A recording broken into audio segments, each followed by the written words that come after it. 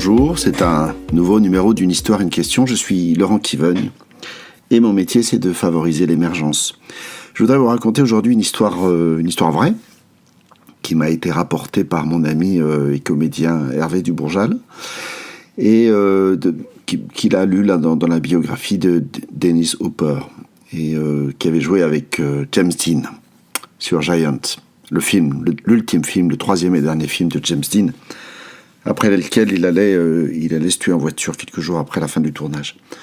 Je me suis renseigné du coup, il a été absolument odieux sur ce film, sur le tournage de ce film. Il était, je ne sais pas, il n'était pas content d'être là, pas content, il n'aimait pas le metteur en scène.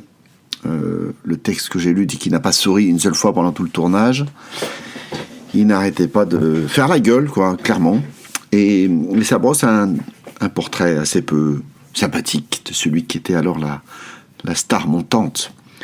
Et Dennis Hopper raconte un aspect du personnage que j'ai lu un peu différemment, mais il raconte qu'à un moment donné, il y avait des fans qui étaient là, qui essayaient de voir les stars. J'imagine qu'il n'y avait pas seulement James Dean, il y avait aussi Rock Hudson. Et à un moment donné, James Dean s'est approché d'eux, il s'est approché des barrières derrière lesquelles était contenue la foule. Et en restant, j'imagine, à une distance malgré tout respectable de quelques mètres, il a sorti son pénis et il s'est mis à uriner devant tout le monde. Voilà. Et voilà, tout le monde était estomaqué, sidéré même, y compris Dennis Hopper, ainsi qu'il le raconte. Et après, il lui dit, mais pourquoi t'as fait ça, quoi? Qu'est-ce qui t'a pris, hein? Et l'autre lui a dit, si je suis capable de faire ça, d'oser ça, alors j'oserais jouer avec Liz Taylor qui arrive demain. Voilà, c'est la fin de cette histoire. Si vous voulez réfléchir à quoi ça vous fait penser, mettez sur pause et on se retrouve de l'autre côté. Voilà. Quant à moi, ça ne m'attire pas la sympathie, de prime abord en tout cas, ça ne m'attire pas la sympathie de ce garçon. Je trouve ça ne me plaît pas, je trouve ça vulgaire, je trouve que c'est un manque de respect pour les gens. Je trouve qu'il y a quelque chose de... Ouais, je sens que mon éducation, là, regimbe à accepter ça. Et en même temps, ça change un peu ce qu'il dit à la fin. C'est-à-dire que quand il dit, quand il avoue à demi-mot que finalement, il a peur de jouer avec Liz Taylor, qui est une femme encore très jeune. Je crois qu'il est plus jeune que lui.